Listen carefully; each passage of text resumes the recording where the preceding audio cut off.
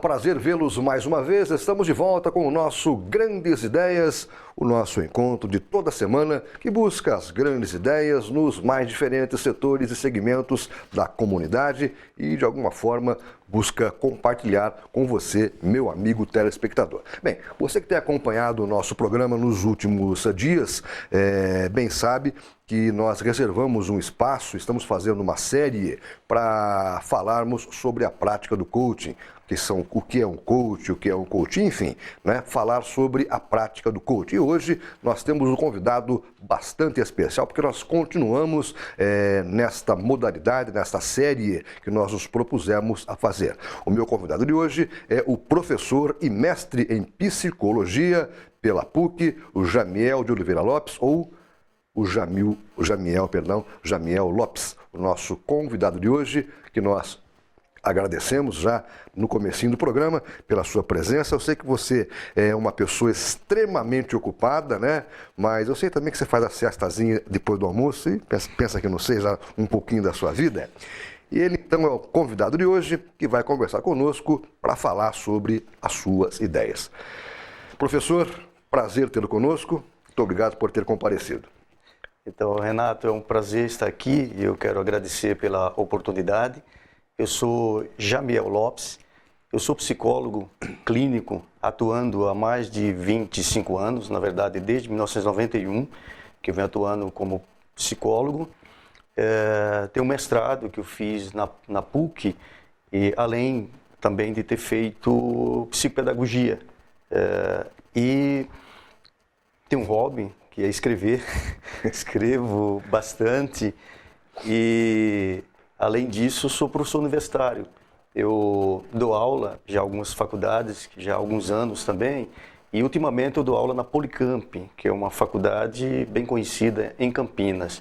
E sou o fundador da comunidade coach do Brasil. E é sobre isso que nós vamos falar, né, no nosso programa de hoje. Aliás, vamos falar sobre vários outros assuntos, mas sobre a comunidade coaching do Brasil. Nós começamos prazerosamente com a sua filha, né, conversando conosco aqui. A gente vai mostrar uma palhazinha dela ainda nesse programa, né?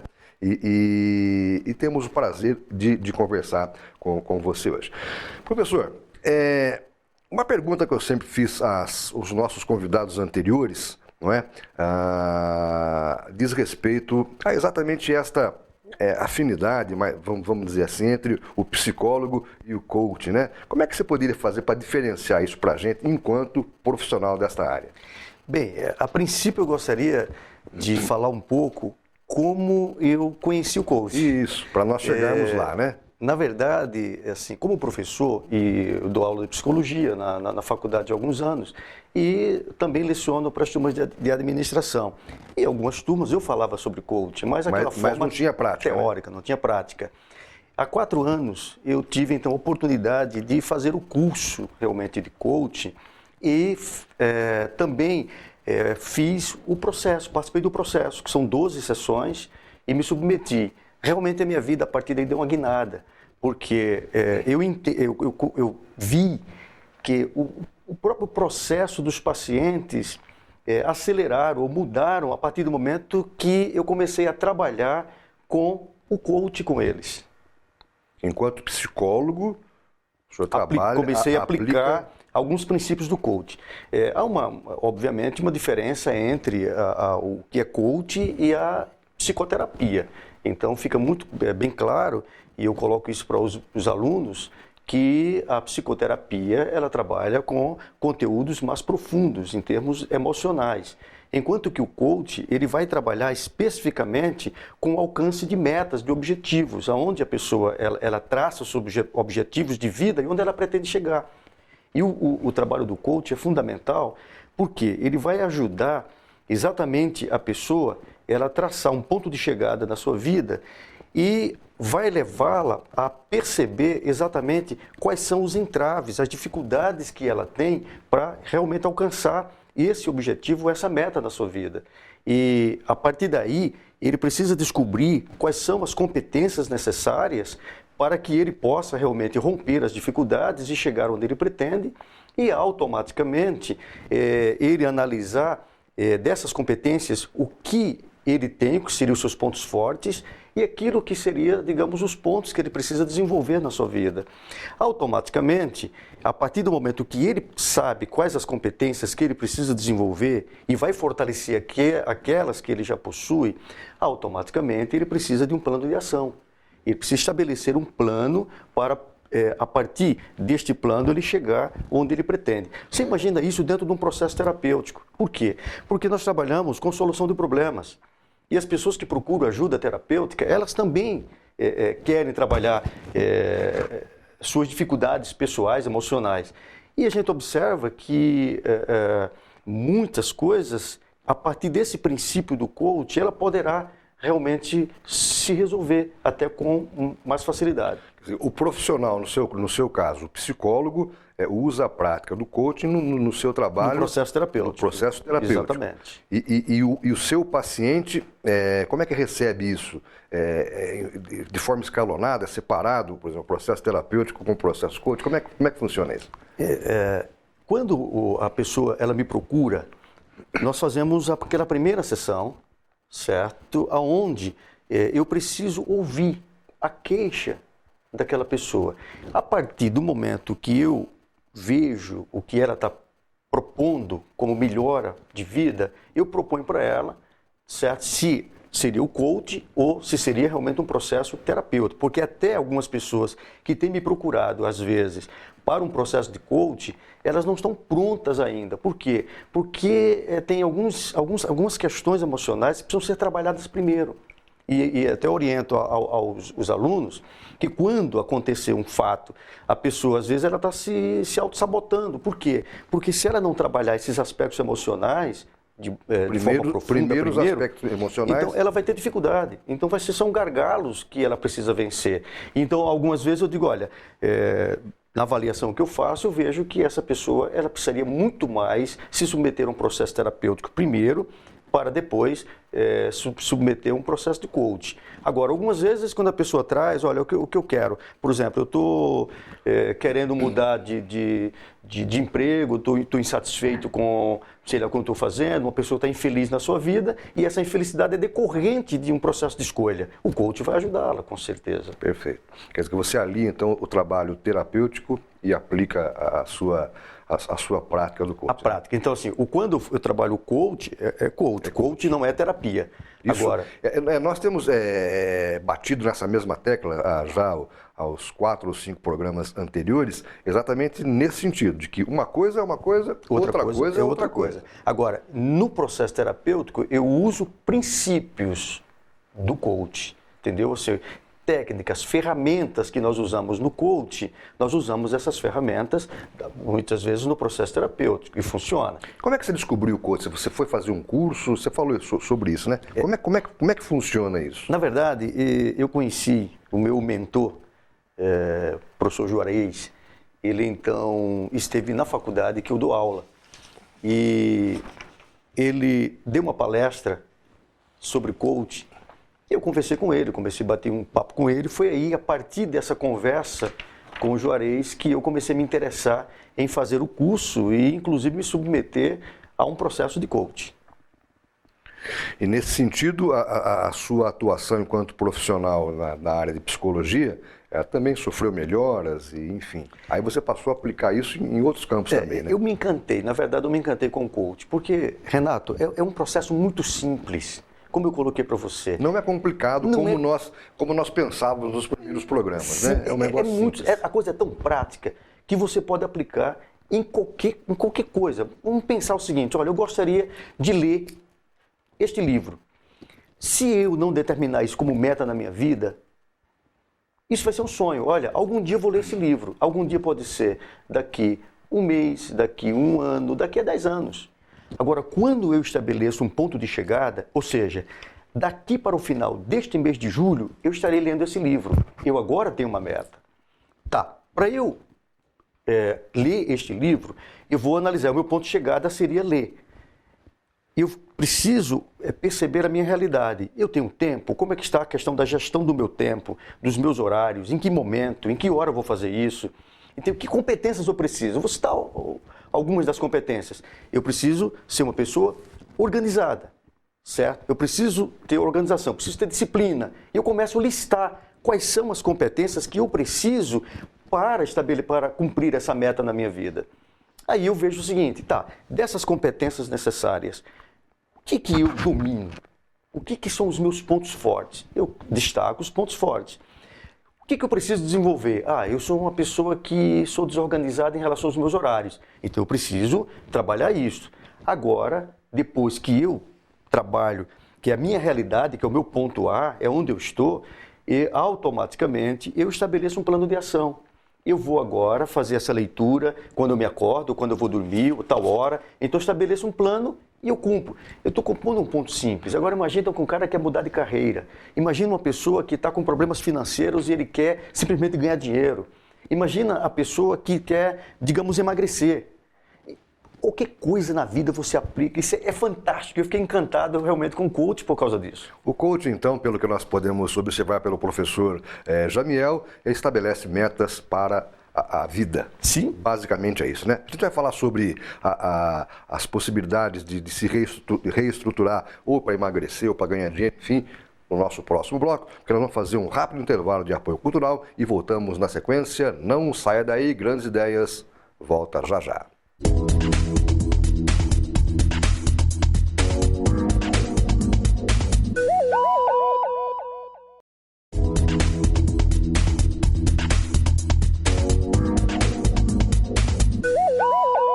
Já estamos de volta com o nosso Grandes Ideias desta semana, hoje conversando com o professor e mestre em psicologia, o Jamiel de Oliveira Lopes, ou o Jamiel Lopes, autor de um monte de livros, de múltiplas atividades, entre outras ocupações na vida. É o pai da Jailma Lopes, que participou do nosso primeiro programa. Ela me procurou, né, através do contato telefônico aí, e nós conversamos e resolvemos então falar sobre o processo de coaching.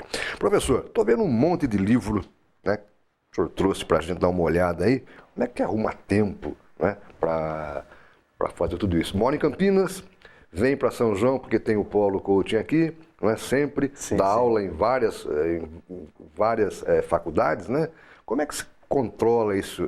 É pelo processo de coach também ou não? Olha, o processo do coach com certeza me ajudou né? bastante a otimizar o meu tempo. A questão é como a gente utiliza.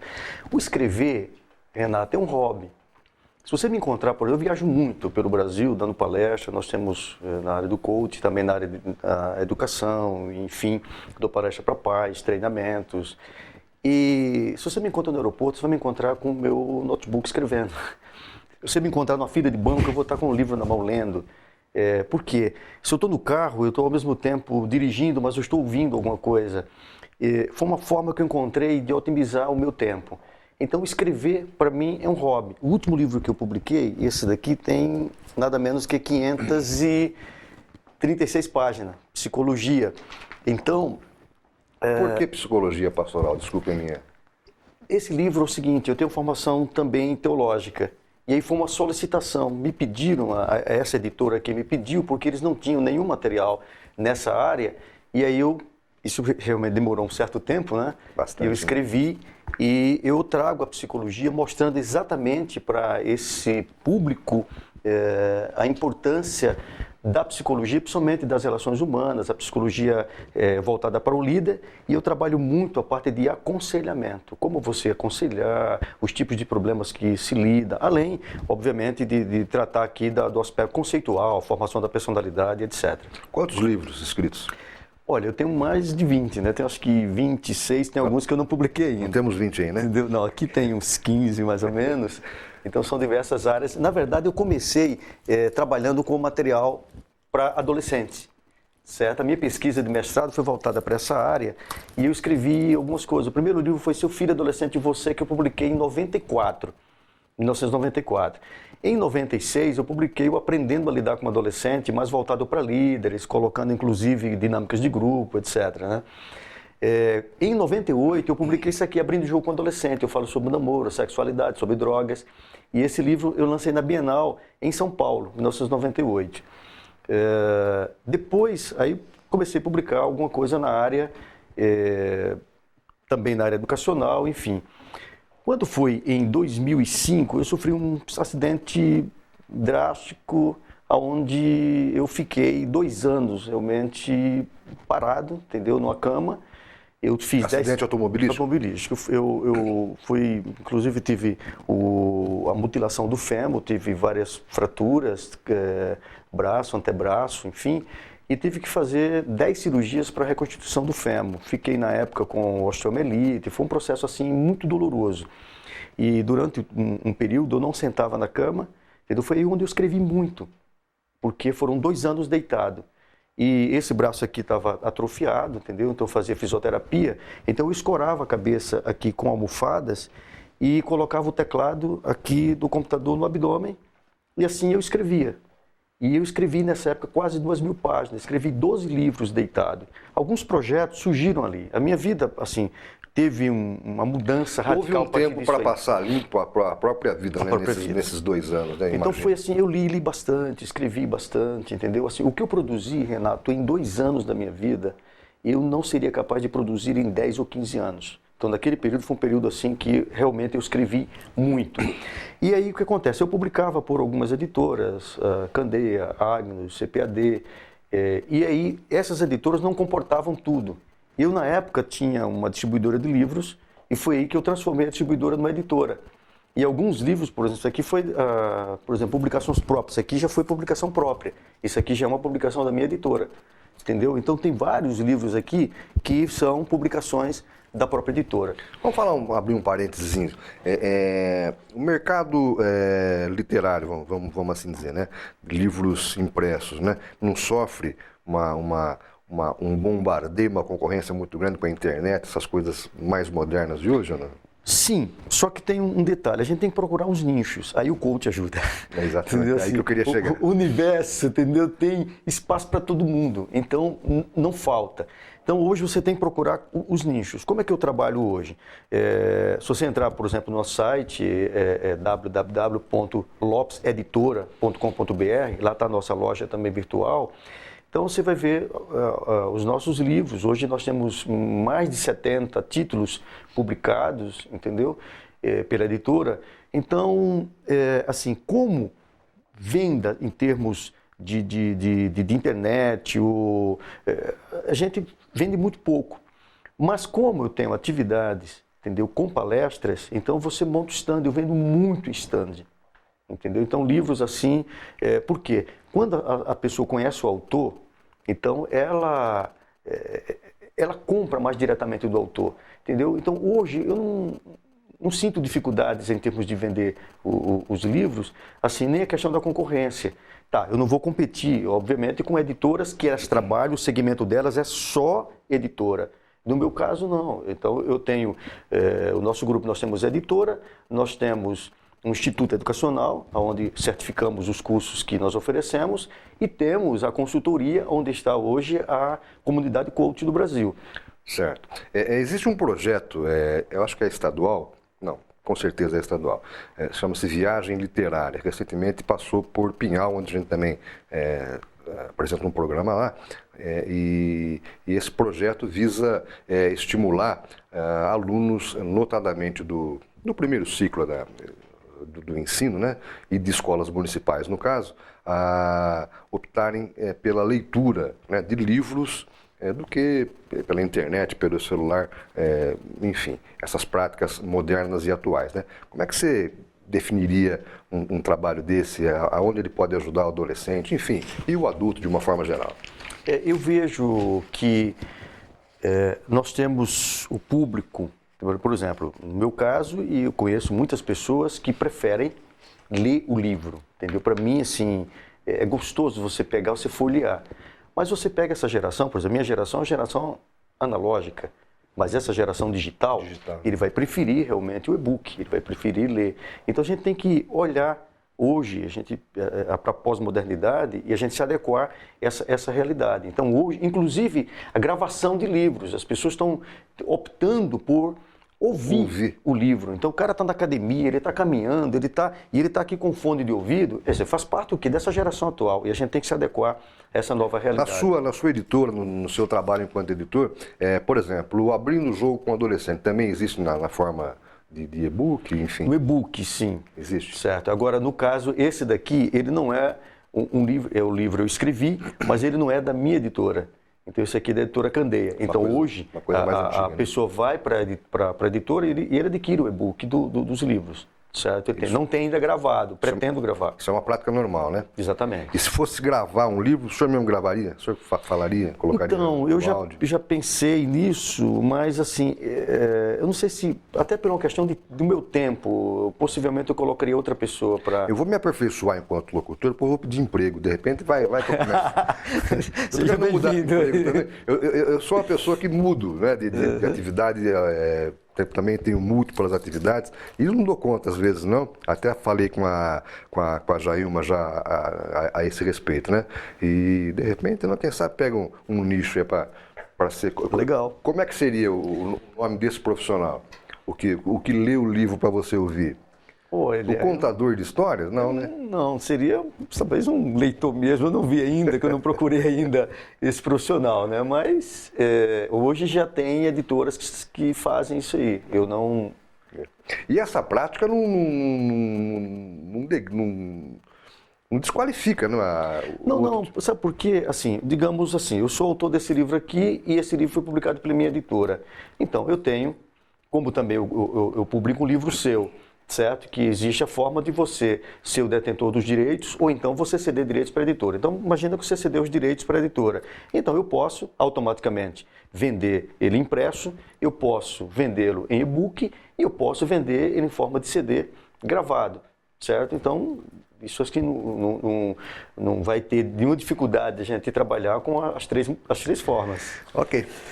Para você que está chegando agora, esse é o professor e mestre em psicologia, Jamiel de Oliveira Lopes, o pai da Jailma, que está falando conosco no nosso Grandes Ideias desta semana, falando sobre a prática do coach e sobre suas atividades, né? Falamos das suas atividades nesse bloco enquanto escritor, enquanto editor, enfim, e no próximo bloco a gente vai tentar dar uma esmiuçada na vida dele, no que diz respeito à prática de professor e mestre, né, que ele vivencia em Campinas e outras localidades da nossa grande região, inclusive São João, onde tem o polo do coaching no Show Vivaz. Esse é o Grandes Ideias, que faz mais um intervalozinho, dá licença, e a gente volta daqui a pouquinho falando com vocês. Até já.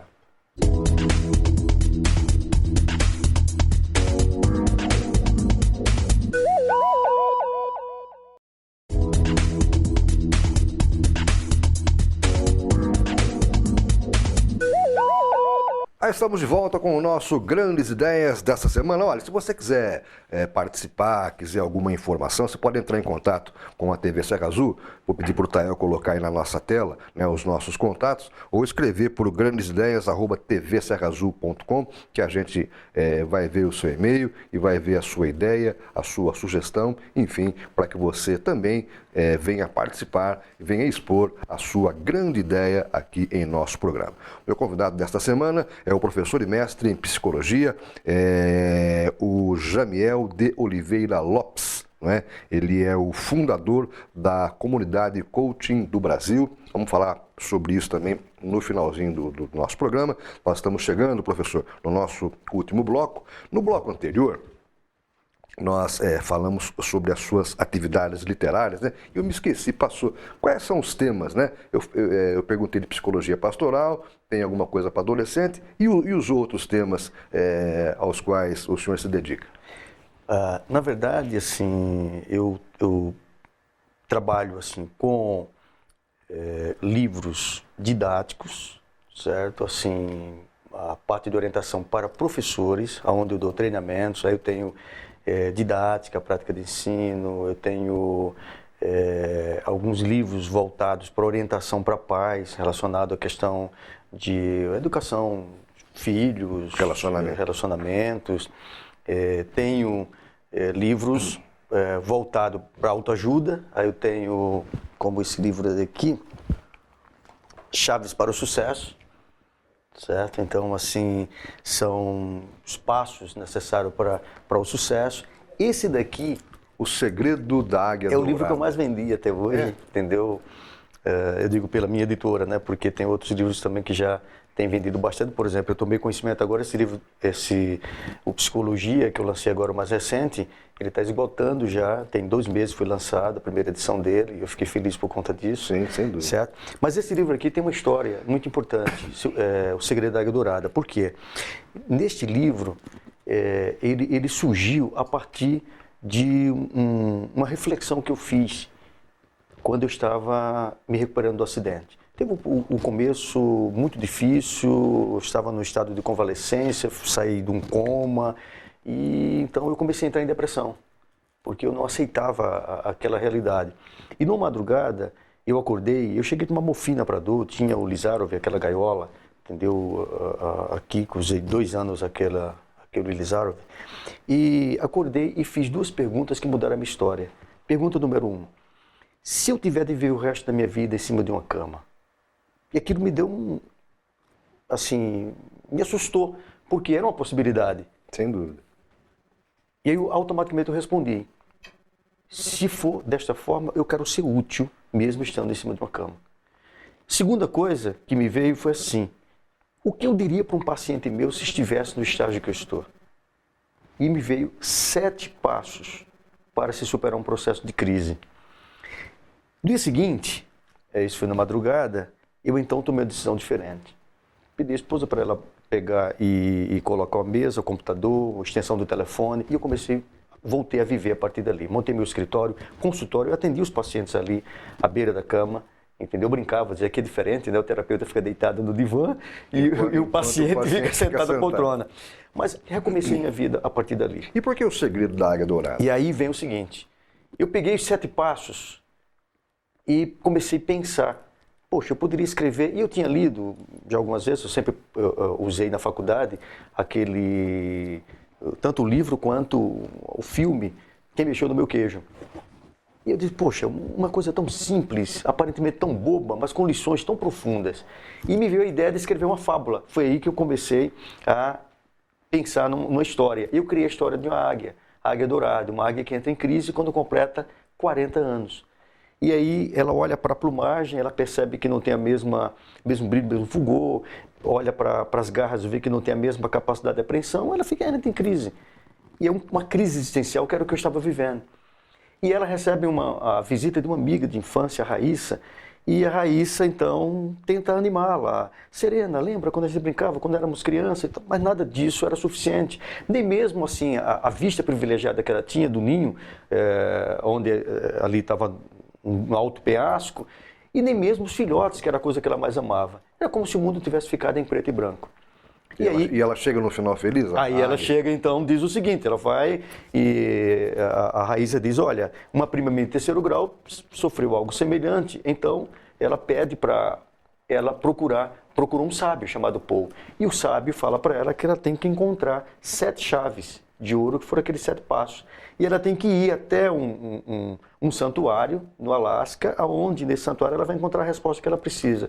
Todo o enredo do livro é como ela alcançou, ela encontrou essas chaves. Inclusive ele dá 4 pedrinhas preciosas e diz, sem essas pedrinhas você não pode encontrar as chaves. E o aprendizado que ela teve. Então esse livro foi assim fantástico. 3 meses depois de lançado, ele já tinha esgotado a primeira edição e nunca mais parei de vender esse livro. E sou convidado para falar sobre crises, como superar crises, como vencer, enfim, a partir desse material. Então tem muitas outras coisas que trabalhamos em escrever. Vamos aproveitar então esse gancho, né, já que o senhor é convidado para falar sobre crise, etc. e tal. Fala rapidamente sobre a sua atividade acadêmica, para nós virmos para São João, para o Polo Sou Vivaz do coach, onde o senhor também trabalha e vivencia com esse pessoal todo. Fala um pouquinho sobre a sua atividade acadêmica. Bem, eu dou aula já há mais ou menos quase 20 anos como professor universitário.